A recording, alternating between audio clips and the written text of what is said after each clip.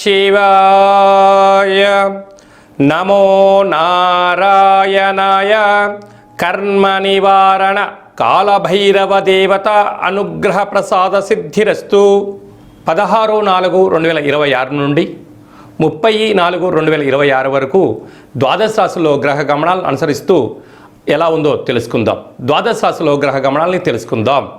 మేషరాశిలో ఏడాది తర్వాత రవి భగవానుడితో కూడుకున్న శుక్ర భగవానుడు, మిథున రాశిలో దేవగురు బృహస్పతి సంచార స్థితి, సింహరాశిలో కేతు సంచార స్థితి, కుంభరాశిలో రాహు సంచార స్థితి, మీనరాశిలో కుజుడు బుధుడు శని సంచార స్థితితో ద్వాదశ రాశుల్లో గ్రహ గమనాలు ఈ విధంగా ఉన్నాయి. మీనరాశి వారికి శ్రీ పరాభవన సంవత్సరంలో అద్భుతమైన యోగదాయకం ఉండినను ఆదాయ వ్యయాలు చాలా అద్భుతంగా ఉన్నాయి. కాకపోతే ఒకవైపు ఏలనాటి శని మధ్యమ సంచార స్థితి ఉండగా, ఏడాది తర్వాత రవి భగవానుడు ధనావాకు కుటుంబ స్థానం సంచారం చేయనప్పుడు చైత్రమాసంలో వచ్చే మొదటి అమావాస్య సందర్భంగా దోషాన్ని ఎలా తొలగించుకొని ఐశ్వర్యాన్ని ఎలా పొంది జీవితాన్ని ఎలా సువర్ణమయం చేసుకోవాలో ఈ వీడియోలో సవివరంగా సంపూర్ణంగా తెలుసుకుందాం. మీనరాశిలో ఏ నక్షత్రాలు వస్తాయనగా పూర్వాభాద్ర నక్షత్రంలోని చివరి పాదం 4వ పాదము, ఉత్తరాభాద్ర నక్షత్రంలోని 4 పాదాలు, రేవతి నక్షత్రంలోని 4 పాదాలు కలిపితే మీనరాశి. రాశాధిపతి దేవగురు బృహస్పతి. వీరికి రాశిలోనే కుజుడు సంచారం చేయడం కుజదోషం, రాశిలోనే బుధుడు ఉన్నాడు యోగం, అక్కడే శని భగవానుడు ఉన్నాడు దోష ప్రభావం చాలా అధికంగా ఉంటుంది.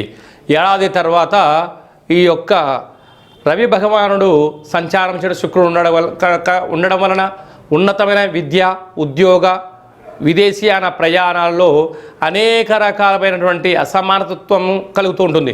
ఉద్యోగం చేయాలా వద్దా, మార్పు చెందాలా వద్దా, నేను ఈ ఉద్యోగం నుంచి మరో ఉద్యోగం మార్పు చెందాలా వద్దా అనేది చాలామంది ఊగిసలాడుతుంటారు. అదే కాకుండా విద్యార్థులు ఈ కోర్సులోంచి మరొక కోర్సులకు వెళ్తే ఎలా ఉంటుంది, భవిష్యత్తులో ఎలా ఉంటుంది, ఏ టెక్నాలజీ లాంటివి వచ్చిన తర్వాత ఈ చదువులకు ఈ ఉద్యోగాలకు ముగింపు పలికితే ఎలా ఉంటుందనేది చాలామంది అనేక రకాలైనటువంటి సమస్యలతో సతమతం అవుతున్నారు. కనుక అదే కాకుండా అర్ధాష్టమ గురువు ఇలాంటి కాల సందర్భంలో మీ యొక్క మానవుని యొక్క శరీరంలో అనాహత చక్రానికి సంబంధించినటువంటి శ్వాస సంబంధించినటువంటి నరాల బలహీనత, అసలే ఇది వేసవికాలం అవ్వడం వలన దూరావాయు జల ప్రయాణం చేసేటప్పుడు ఎన్నో జాగ్రత్తలు అవసరం. తగు ఆహారము నాణ్యతతో కూడుకున్నటువంటి విద్య అవసరం అని చెప్పి కూడా మీరు నేర్చుకోగలగాలి. కనుక ఇలాంటి కాల సమయంలో ఆవుకు కుక్కలకు సాధు సంతులకు నీటిని ఆహారాన్ని దానం చేయడం వల్ల సకల దోషం తొలగి ఐశ్వర్యం కలుగుతుందని చెప్పి గమనించాలి.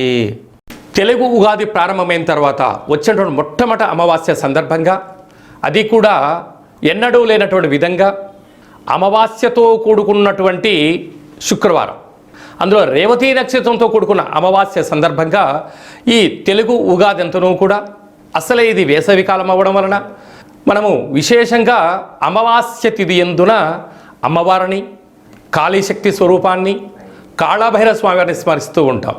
కనుక ఈ సంవత్సరము పరాభవనామ సంవత్సరము, రాజు దేవగురు బృహస్పతి అయ్యాడు.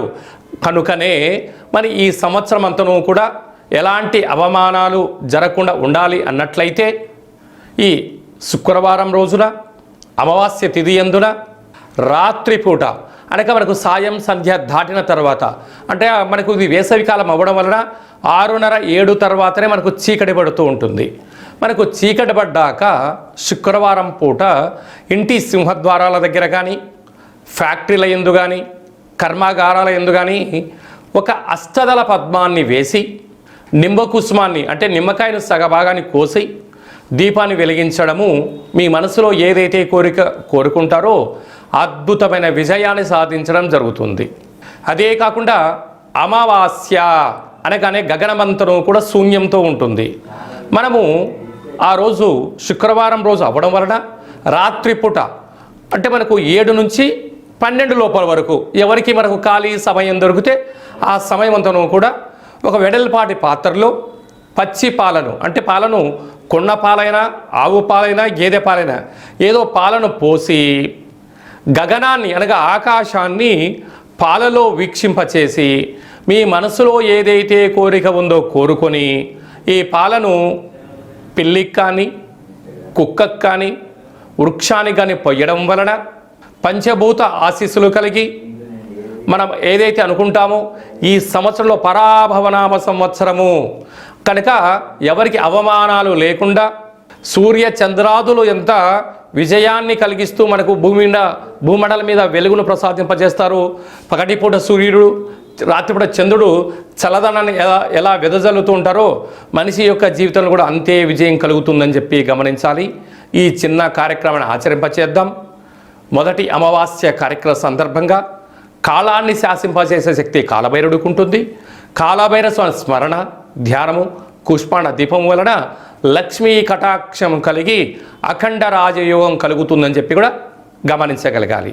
అలాగనే మనకు 18వ తారీఖు నుంచి వైశాఖ మాసం ప్రారంభము.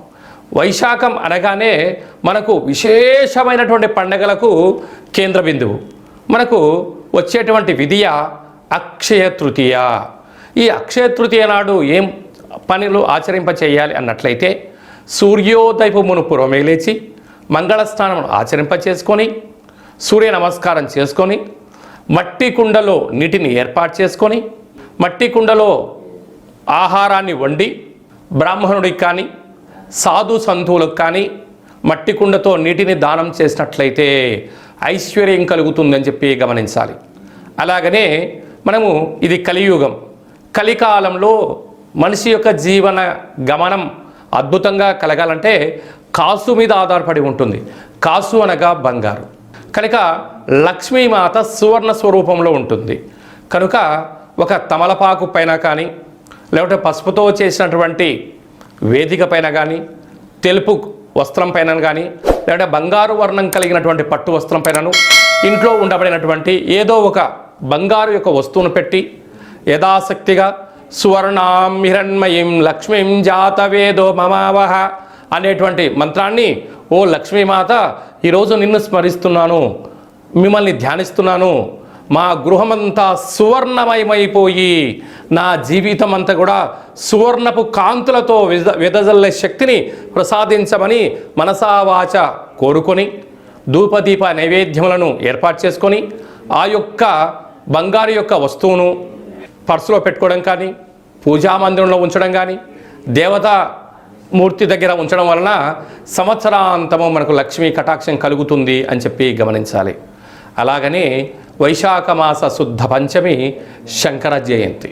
ఈ భూమండలానికి అంతను కూడా ఆధ్యాత్మిక భక్తితత్వాన్ని ప్రసాదించడం మహానుభావుడి యొక్క జయంతి కనుక తెలిసి ఓం నమ శివాయ అన్న, తెలియక ఓం నమ శివాయ అన్న, జయ జయ శంకర అని అన్న అఖండమైనటువంటి ఆ పరమేశ్వరుడి యొక్క కృప కటాక్ష వీక్షణ కలుగుతుందని చెప్పి గమనించాలి.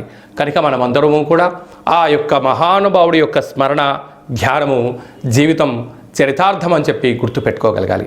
వైశాఖ మాసంలో వచ్చేటువంటి శుద్ధాష్టమి, కాలాష్టమి అంటే కలియుగ కాలంలో కాలం మనకు అనుకూలంగా ఉండాలన్నా, కాలాన్ని చేసే శక్తి మనకు ఉండాలన్నా, సకలమైనటువంటి ఐశ్వర్యం మనకు కలగాలన్నా, సకలమైనటువంటి కాలభైరుడి యొక్క ఆశీస్సుల కోసము మనము కాలభైరవ స్మరణ ధ్యానము కూష్మాండ దీపం పెట్టడం వల్ల సకల అష్ట కష్టాలు తొలగిపోతాయని చెప్పి గమనించాలి. అలాగనే మీ వ్యక్తిగత జాతకం తెలుసుకోవాలనుకుంటున్నారా? మీ యొక్క పేరు, పుట్టినటువంటి తేదీ, నెల, పుట్టినటువంటి సంవత్సరము, సమయము రాసి ఈ కింది వరకు వాట్సాప్ ద్వారా మీరు పంపించగలిగినట్లయితే 100 సంవత్సరాల జాతకాన్ని రాసి పంపించి మీరు పుట్టినప్పుడు గ్రహ గమనాలు ఎలా ఉన్నాయి, ప్రస్తుతం ఎలా ఉంటున్నాయి, ఈ పరాభవన సంవత్సరంలో ఎలాంటి విజయాలు పొందాలో తెలియచేస్తూ రాబోయేటువంటి కాలంలో అద్భుతమైన యోగాలను దోషాలను తెలియచేస్తూ మీ యొక్క జీవితంలో సువర్ణమయంగా కావాలని కోరుకుంటున్నాం కనుక ఈ కింద సంప్రదించి తెలుసుకోగలరు. అలాగే చాలామందికి డేట్ ఆఫ్ బర్త్లో లేనటువంటి వారికి మీ పేరు యొక్క మొదటి అక్షరాన్ని అనుసరిస్తూ రాశిని తెలియచేస్తూ రాశి యొక్క స్థితిగతులను తెలియచేస్తూ గవళ ద్వారా కాళభైరవ ఉపాసన చేత భూత భవిష్యత్ వర్తమానాన్ని తెలియజేయడం జరుగుతుంది కనుక ఈ కింది నెంబర్ని అపాయింట్మెంట్ తీసుకొని సంప్రదించగలరు. అందరికీ శుభం, జయం, లాభాన్ని కలగాలని కోరుకుంటూ మనసారా ఆశీర్వచనం. భైరవం రక్షంతు.